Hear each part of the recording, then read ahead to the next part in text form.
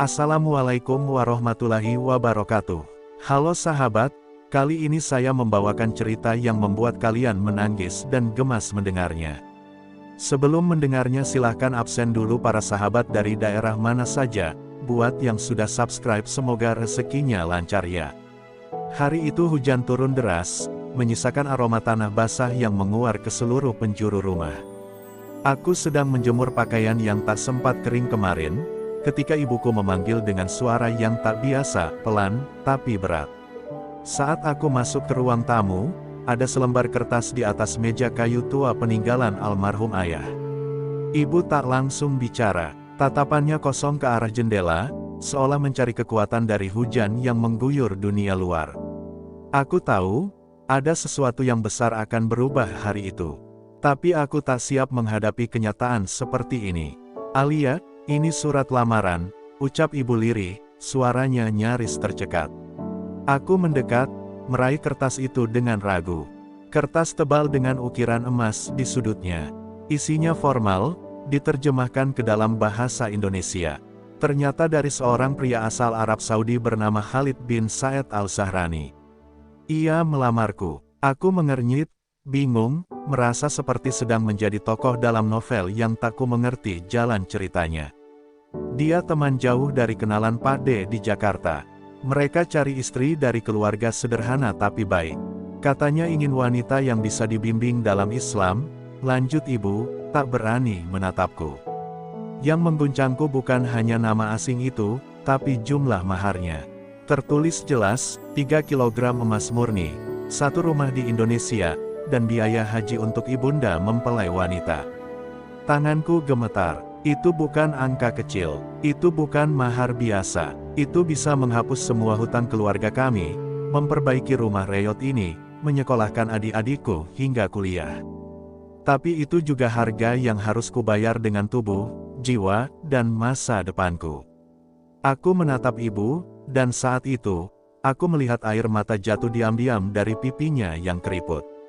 Aku tak langsung menjawab. Malam itu aku tak bisa tidur.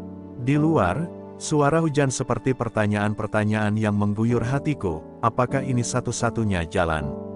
Apakah aku bisa mencintai orang yang bahkan belum pernah kulihat wajahnya? Tapi ingatanku kembali pada malam-malam saat kami tidur beralaskan tikar, saat adik bungsuku sakit tapi tak punya uang ke dokter, dan saat ibu pernah pingsan karena kelaparan hanya agar kami bisa makan. Luka itu masih basah. Dan sekarang, Tuhan memberiku jalan, walau jalannya berduri. Pagi harinya aku masuk kamar ibu. Ia sedang menyiapkan teh, dan ketika aku berkata, "Kalau ibu setuju, aku akan menerimanya," tangannya langsung gemetar, air matanya jatuh membasahi baju dasternya yang lusuh. "Maafkan ibu, nak, maafkan ibu," bisiknya berulang-ulang. Tapi aku tersenyum. Senyum yang kupaksakan untuk membuatnya kuat. Dalam hatiku, aku berkata pada diriku sendiri, "Alia, kau akan menjalani ini bukan karena cinta, tapi karena pengorbanan." Dan dari situlah semua dimulai. Sebuah keputusan yang akan mengubah hidupku selamanya. Bukan karena cinta, bukan karena mimpi indah tentang pernikahan, tapi demi mahar 3 kilogram emas, dan demi ibu yang telah mengorbankan seluruh hidupnya untukku. 2 minggu setelah aku menganggukkan kepala dalam diam, rumah kami berubah drastis. Bukan karena kemewahan yang datang, tapi karena ketegangan yang menyelimuti udara. Setiap langkahku terasa berat, setiap tatapan tetangga seperti pisau yang mengupas kulit wajahku. Aku hanya tersenyum kaku, sementara di dalam dada, ada perang yang tak berhenti. Hari itu pun tiba, hari di mana pria bernama Khalid itu akan datang dari Riyadh, hanya untuk melihat calon istrinya untuk pertama kali. Mobil hitam mengilap berhenti di depan gang sempit tempat kami tinggal. Aku melihatnya, turun, tinggi, berjenggot rapi, memakai gamis putih bersih dan peci khas Timur Tengah. Matanya tajam, tapi bukan menakutkan. Wajahnya menyimpan ketenangan, dan saat ia menyalami ibu dan mencium tangan beliau, aku mulai goyah. Dia nyata, dan dia lebih lembut dari bayanganku. Tapi tetap saja, di hadapannya, aku hanya bisa menunduk. Jantungku berpacu seperti genderang perang. Kami duduk saling berhadapan, ditemani penterjemah dari pihak kenalan keluarga. Suasana hening. Khalid menatapku dengan senyum tipis, lalu berkata dalam bahasa Indonesia terbata, "Aku tahu kamu takut. Tapi aku datang bukan untuk membeli hatimu, hanya ingin menjaganya. Jika kamu belum bisa cinta, cukup izinkan aku bersabar." Ucapan itu menusukku. Aku menggigit bibir, menahan air mata yang nyaris tumpah. Bagaimana bisa seseorang yang baru ku kenal, begitu sabar terhadap ketidaksiapanku? Setelah pertemuan itu, aku duduk sendiri di sudut kamar. Tanganku masih gemetar. Dalam hati, ada ketakutan, tapi juga percikan kecil rasa tenang. Khalid tak memaksaku. Ia hanya berkata akan tinggal di Indonesia selama proses pernikahan, dan jika aku tak bahagia, ia tak akan memaksakan pernikahan ini berjalan. Tapi justru disitulah hatiku semakin bimbang. Aku tahu, jika aku mundur sekarang, aku akan mengkhianati semua harapan ibu, dan membiarkan adik-adikku kembali ke jurang kemiskinan. Malam itu, aku menatap langit-langit kamar dan berbisik pada Tuhan, jika ini takdirku, maka kuatkan hatiku. Jika ini ujian, maka tuntun langkahku. Aku tak tahu apakah aku akan bahagia, tapi aku tahu, aku tak sendiri lagi. Untuk pertama kalinya dalam hidupku, aku akan berjalan menuju pelaminan bukan karena cinta, tapi karena pengorbanan. Dan mungkin, di sanalah cinta itu akan tumbuh, pelan-pelan, seiring waktu. Hari lamaran itu datang lebih cepat dari yang kupikirkan. Rumah kami yang sederhana dipenuhi aroma bunga melati dan dupa yang dibakar sejak pagi. Ibu sibuk menyambut tamu, bibirnya terus mengucap sholawat untuk menenangkan kegelisahan di hatinya. Tapi aku hanya duduk diam di pojok kamar, mengenakan kebaya putih yang bahkan tak sempat kupilih sendiri. Di depan cermin, aku menatap diriku. Cantik, kata orang. Tapi mataku bercerita lain, kosong, takut, dan nyaris menyerah. Khalid datang bersama rombongan kecil dari pihak keluarga kenalan di Jakarta. Ia kembali mengenakan pakaian serba putih, wajahnya tetap tenang, sopan, dan tak berani menatapku terlalu lama. Ketika proses lamaran dimulai, aku mendengar kalimat-kalimat indah yang keluar dari mulut perwakilan keluarganya. Tentang niat baik, tentang keikhlasan, tentang cinta yang akan tumbuh seiring waktu. Tapi di sela-sela suara doa itu, aku hanya mendengar degup jantungku yang terlalu keras, seakan tubuh ini tahu bahwa hidupku tak akan sama lagi. Saat Khalid menyerahkan mahar di atas baki emas yang mengilap, seluruh tamu berdecak kagum. 3 kilogram emas murni, bahkan ibuku tak sanggup menatapnya terlalu lama. Aku melihatnya mencuri pandang ke arahku, dan saat mata kami bertemu, ia tersenyum kecil, penuh rasa bersalah. Tangannya yang gemetar menggenggam tanganku erat. "Ini bukan karena emas, nak, tapi karena hidupmu terlalu berat jika dijalani sendiri. Biar ibu bantu mengangkat sebagian bebannya." Air mata menetes perlahan di balik cadar tipis yang kukenakan. Tapi bukan karena bahagia, melainkan karena sesak yang selama ini kutahan. Semua ini terlalu cepat, terlalu besar, terlalu asing. Tapi di tengah ketakutanku, ada satu hal yang perlahan menghangatkan hatiku. Khalid tetap sabar. Tak sekalipun ia meminta atau menyentuhku, bahkan setelah resmi mengucap kata lamaran. Hanya satu kalimat yang ia bisikkan saat semua orang mulai pulang, "Kalau kamu belum siap, aku bisa menunggu, bahkan jika itu seumur hidupku."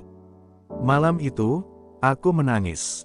Dalam diam, di balik pintu kamar yang tertutup, suara tangisku hanya didengar langit. Aku tahu, jalan yang kupilih bukan jalan yang mudah. Tapi di antara ketakutan dan luka masa lalu, aku melihat secercah cahaya kecil, cahaya dari seorang pria asing yang mungkin, perlahan-lahan, akan menjadi rumah untuk hatiku yang lelah. Malam sebelum pernikahan, langit tampak begitu gelap seolah ikut memahami perasaanku. Angin berembus pelan menembus dinding bambu rumah kami, dan aku duduk membisu di sudut kamar. Gaun pengantinku tergantung anggun di balik pintu, putih bersih, mewah, jauh dari apa yang pernah kuimpikan. Tapi justru itulah masalahnya. Semua terlalu indah di luar, sementara hatiku compang camping di dalam. Aku ingin kabur, ingin membuka pintu, berlari sejauh mungkin, dan menangis sepuasnya. Tapi langkah kakiku seakan membeku. Ibu mengetuk pelan, membawa segelas air hangat dan sehelai kain putih untukku. Ia duduk di sebelahku, diam. Lama, lalu berkata dengan suara parau, "Nak, kau masih punya pilihan. Jika tak sanggup, ibu akan batalkan semuanya, walau ibu tahu, kita mungkin akan kembali ke awal, ke kehidupan yang dulu sangat menyakitkan." Aku menggenggam tangannya, tangan yang dulu kasar karena terlalu sering menanak nasi dengan kayu bakar, tangan yang dulu melindungiku saat kami dikejar penagih utang. Bagaimana aku bisa tega mengecewakannya sekarang? Air mataku jatuh tanpa bisa ditahan. Bukan karena takut menikah, tapi karena takut tak bisa menjadi istri yang baik. Aku belum mengenal Khalid, belum mencintainya, bahkan belum tahu cara hidup bersamanya. Tapi yang paling menyiksa adalah kenyataan bahwa semua ini telah berjalan terlalu jauh. Undangan sudah tersebar, tamu sudah datang dari luar kota, dan emas 3 kilo itu sudah berpindah tangan. Ini bukan sekadar pernikahan, ini penyelamat hidup bagi keluargaku. Malam itu aku keluar sebentar ke halaman, menatap langit sambil memeluk tubuh sendiri. Dalam bisu, aku berbisik pada Tuhan, kalau memang takdirku adalah menikah dengan orang asing demi keluarga, maka tolong jangan biarkan aku kehilangan diriku sendiri. Hening, hanya suara jangkrik dan desir angin menemani doa yang kuucapkan dengan suara nyaris tak terdengar. Untuk pertama kalinya dalam hidupku, aku merasa benar-benar sendiri, di antara semua keputusan yang kuambil demi orang lain. Lalu, ponselku berbunyi. Sebuah pesan dari Khalid, singkat, tapi menenangkan, "Aku tahu kamu takut. Tapi aku tak akan menyentuhmu tanpa izinmu. Malam ini, tidurlah. Aku tak minta cintamu, hanya kepercayaanmu, itu sudah cukup." Dadaku sesak membaca pesan itu. Mungkin, ini bukan kisah cinta yang indah di awal. Tapi mungkin, inilah awal dari cinta yang perlahan tumbuh dari pengorbanan. Mentari pagi belum sempurna naik, tapi halaman rumah kami sudah ramai. Suara rebana, lantunan doa, dan langkah-langkah tamu yang berdatangan membuatku merasa seperti terjebak dalam sebuah mimpi yang tak pernah kupinta. Aku duduk di kursi rias, wajahku dipoles sedemikian rupa hingga tak lagi ku kenal bayangan sendiri di cermin. Perasaan di dalam dada, campur aduk, bahagia, takut, pasrah, dan kosong, semuanya bertabrakan seperti ombak yang menghantam karang tanpa henti. Ketika aku melangkah ke pelaminan untuk prosesi akad, kakiku terasa berat. Tapi setiap langkah adalah janji, janji pada ibu, pada masa depan adik-adikku, dan pada diriku sendiri. Khalid berdiri di seberang, mengenakan jubah putih bersih, wajahnya tenang seperti langit yang baru selesai menangis. Suaranya terdengar mantap saat mengucapkan ijab kabul. Para saksi mengangguk, dan seruan, "Sah," menggema di udara. Semua orang bersorak, bersalaman, dan mengucapkan selamat. Tapi di hatiku, hanya ada diam. Diam yang dalam, sunyi, dan menyakitkan. Saat kami duduk berdampingan di kursi pelaminan, Khalid membisikkan kata-kata yang tak akan pernah kulupa. "Terima kasih karena telah bersedia menerima lelaki asing sepertiku. Aku akan belajar mencintaimu dengan caramu." Kata-katanya seperti hujan yang pelan-pelan meresap ke tanah hati yang retak. Mungkin ini bukan awal yang romantis seperti dalam film. Tapi di tengah kepura-puraan senyum dan gemerlap emas di tangan, aku merasakan ketulusan yang nyata untuk pertama kalinya dari pria itu. Malam harinya, saat semua tamu pulang dan lampu rumah mulai diredupkan, Khalid menghampiriku dengan hati-hati. Ia tak memaksaku, ia hanya mengulurkan tangan dan berkata, "Jika kamu ingin, kita mulai sebagai teman." Aku menatapnya lama, lalu, untuk pertama kalinya, aku menjabat tangannya. Belum ada cinta, tapi ada harapan. Harapan bahwa suatu hari, aku bisa memaafkan diriku sendiri karena pernah menjual hidupku demi emas, dan harapan bahwa suatu hari aku bisa benar-benar mencintai lelaki asing yang kini telah menjadi suamiku. Dan malam itu, untuk pertama kalinya, aku tertidur bukan karena lelah, tapi karena tenang. Mungkin jalan hidupku berbeda, mungkin cintaku datang terlambat, tapi aku tahu, ini bukan akhir. Ini adalah awal dari takdir yang kuterima dengan air mata, dan kini mulai kupeluk dengan hati yang perlahan-lahan belajar ikhlas. Hari-hari pertama sebagai istri terasa asing. Rumah baru, bahasa baru, dan laki-laki yang secara sah telah menjadi suamiku tapi tetap terasa seperti orang jauh. Khalid memperlakukanku dengan sabar, tak pernah menyentuhku tanpa izin, dan selalu memastikan aku nyaman. Ia bahkan belajar memasak nasi goreng dari YouTube hanya karena tahu itu makanan favoritku. Tapi di balik segala kebaikannya, hatiku masih diliputi bayang-bayang, apakah aku akan bisa mencintainya? Atau aku hanya akan menjalani hidup ini seperti tawanan dalam sangkar emas? Namun Tuhan memang maha membolak-balikkan hati. Suatu malam, aku jatuh sakit. Demam tinggi membuat tubuhku lemas, dan aku nyaris tak sadar. Khalid merawatku dengan sepenuh hati, menjagaku sepanjang malam, menyeka keringatku, bahkan membacakan doa dalam bahasa Arab yang tak ku mengerti, tapi kurasa penuh kehangatan. Dalam kondisi lemah itu, aku melihat wajahnya dari balik kabur penglihatan. Ia tak pergi. Ia tetap di sisiku, seperti laki-laki yang benar-benar ingin melindungi, bukan sekadar memiliki. Sejak hari itu, hatiku mulai berubah. Aku mulai memperhatikan hal-hal kecil, bagaimana ia selalu memastikan ibuku mengirim kabar, bagaimana ia memperlakukan adik-adikku dengan kasih seperti saudara kandung. Bahkan saat aku diam atau menjauh, Khalid tak pernah marah. Ia hanya berkata, "Aku tak ingin kau mencintaiku karena terpaksa. Aku ingin kau mencintaiku karena kau percaya, aku akan ada untukmu sampai akhir." Kata-kata itu, perlahan, menembus dinding yang selama ini kubangun tinggi-tinggi di dalam dada. Lalu datang pagi yang berbeda. Untuk pertama kalinya, aku membuatkan teh untuk Khalid sebelum dia bangun. Bukan karena kewajiban, tapi karena aku ingin. Ketika ia keluar dari kamar, melihatku di dapur dengan senyum gugup, ia tampak terkejut. "Untukku?" tanyanya pelan. Aku hanya mengangguk. Senyum Khalid tak pernah selebar itu sebelumnya. Dan entah kenapa, pagi itu terasa lebih hangat dari biasanya. Mungkin, cinta itu memang tak selalu datang di awal. Tapi ia akan datang, ketika hati sudah siap untuk menerima. Kini aku tak lagi menghitung emas 3 kilo yang dulu menjadi alasan awal pernikahan ini. Aku tak lagi terjebak pada rasa takut atau luka masa lalu. Karena di sisiku, ada pria yang tak hanya membeliku dengan mahar, tapi menyembuhkanku dengan kesabaran. Dan aku, Alia, akhirnya bisa berkata dalam hati, aku mencintai pria asing itu. Bukan karena hartanya, tapi karena caranya mencintaiku, bahkan ketika aku sendiri belum sanggup.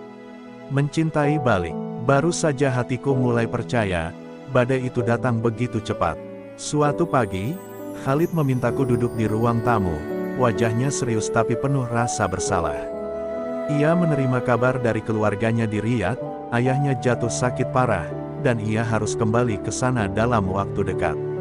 "Aku akan kembali, Alia," katanya, menggenggam tanganku erat. Tapi genggaman itu justru membuatku panik. Setelah sekian lama aku belajar membuka hati, kini aku harus ditinggalkan. Ketakutan lamaku kembali berdiri tegak, seperti bayangan gelap yang siap menelanku. Kepergian Khalid menjadi awal sunyi yang menyiksa. Rumah yang biasanya terasa hangat kini menjadi dingin. Hari-hariku kembali seperti dahulu, hanya kali ini tanpa keraguan, melainkan rindu yang menyayat. Ia rutin mengirim pesan, menghubungi lewat video call, tapi semuanya terasa tak cukup. Jarak bukan hanya memisahkan tubuh, tapi juga menguji keyakinanku, apakah cinta ini cukup kuat untuk bertahan melawan sepi dan waktu. Malam-malamku kembali diwarnai air mata, bukan karena terpaksa seperti dulu, tapi karena kehilangan.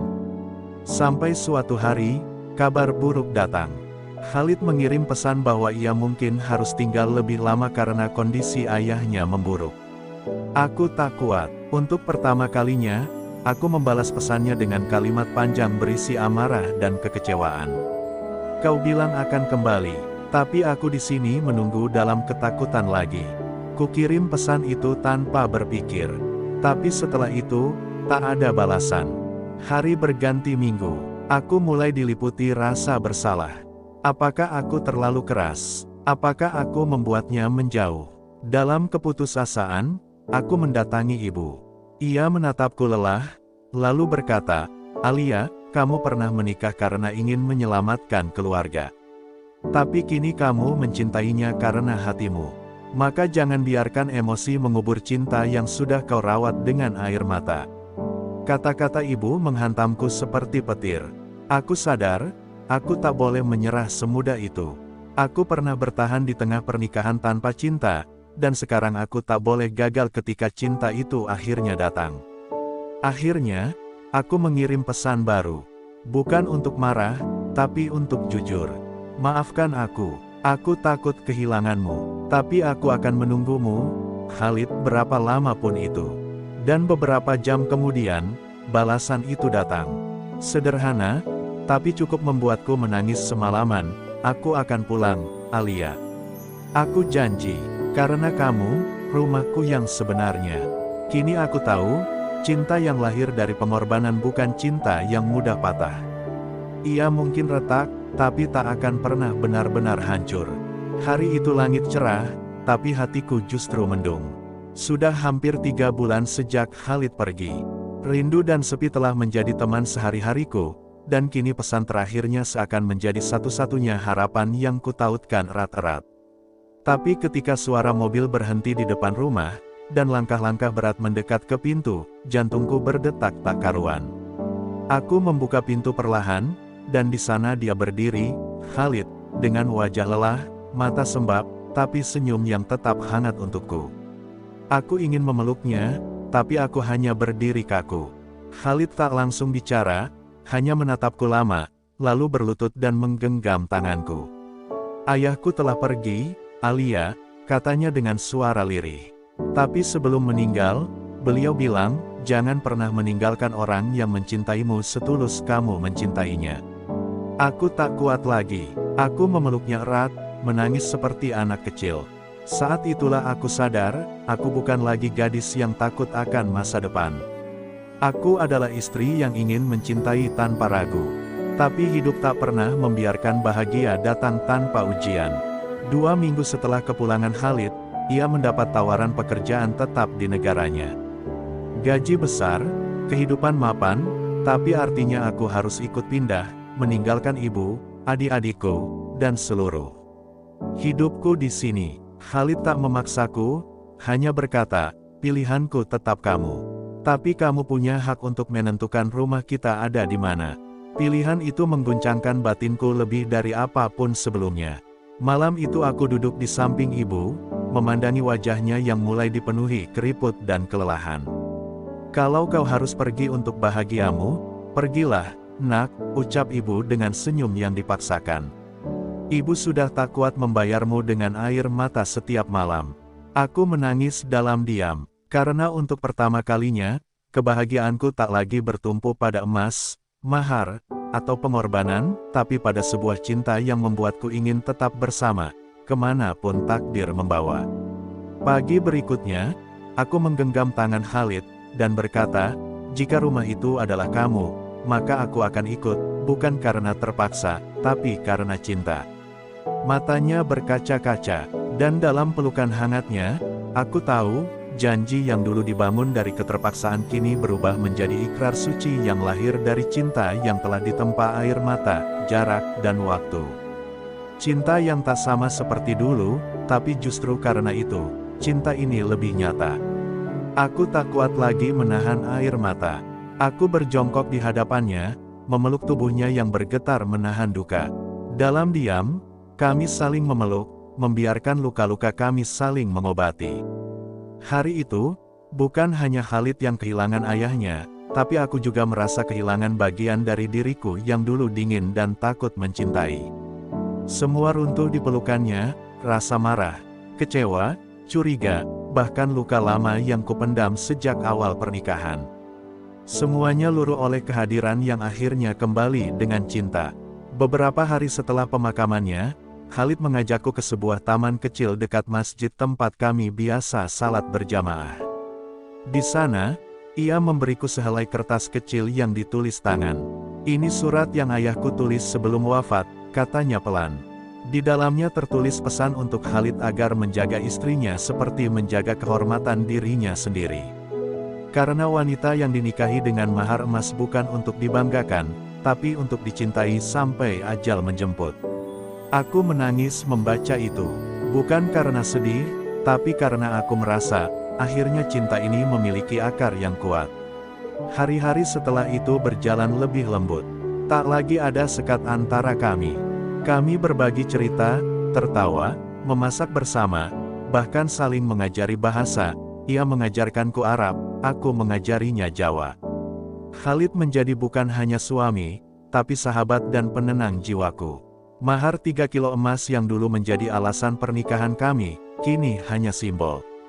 Karena cinta yang tumbuh di antara kami jauh lebih berat dari emas, dan jauh lebih berharga dari apapun di dunia ini. Setahun setelah pernikahan kami, aku hamil anak pertama. Dan saat Khalid mengusap perutku sambil melantunkan doa dalam bahasa Arab, aku tahu, aku telah melalui badai, dan kini aku sedang berjalan di atas pelangi. Pernikahan ini bukan tentang siapa yang asing, siapa yang kaya, atau siapa yang berkorban paling besar.